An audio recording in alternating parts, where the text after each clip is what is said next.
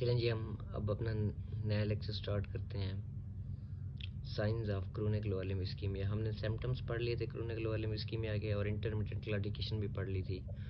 तो साइंस क्या है क्रोनिक लोअर लिम्ब इस्कीमिया के? सबसे पहले आर्टीरियल पल्पेशन, जिस जगह की स्टेनोसिस हो जाए उससे डिस्टल जो पल्स है ना उसका एम्पलीट्यूड डिक्रीज या रैप्सिड होता है, क्योंकि ब्लड स्टेनोसिस से आगे ब्लड ही नहीं जा रहा होता, तो जब ब्लड नहीं जा रहा होता तो पल्स भी डिमिनिश्ड हो जाती है।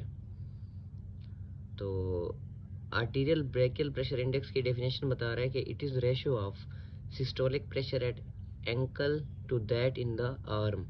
जब लोअर लिम्ब का इस्कीमिया और लोअर लिम्ब की मतलब स्टेनोसिस हो जाए आर्टरीज की, तो ज़ाहिर बात है लोअर लिम्ब की ब्लड सप्लाई इफेक्ट होगी, लेकिन अपर लिम्ब में जो है ना ब्लड सप्लाई ठीक होगी। इस तरह जिस जगह की स्टेनोसिस हो रही है उससे ऊपर भी ठीक होगी।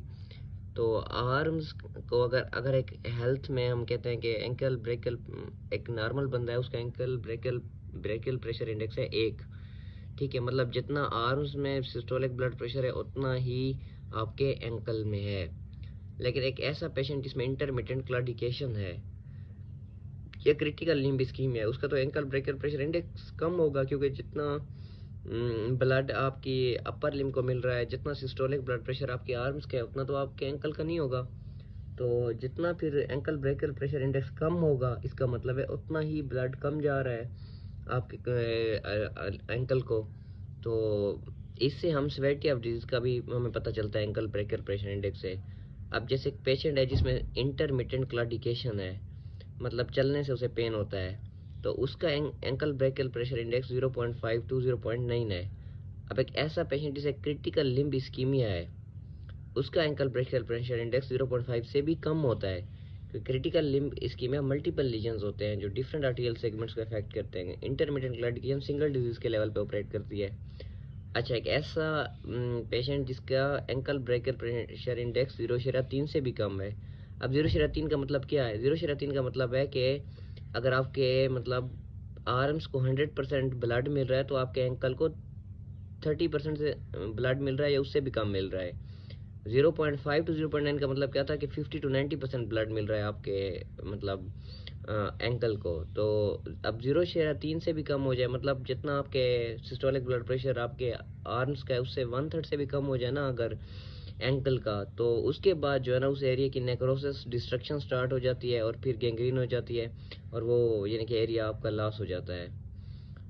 तो इसके बाद टेम्परेचर, जो इस्कीमिक लिम्ब होता है ना यूजुअली कोल्ड होता है, लेकिन रिएक्टिव हैपरीमिया की वजह से वार्म भी हो सकता है। यूजुअली कोल्ड होता है वो।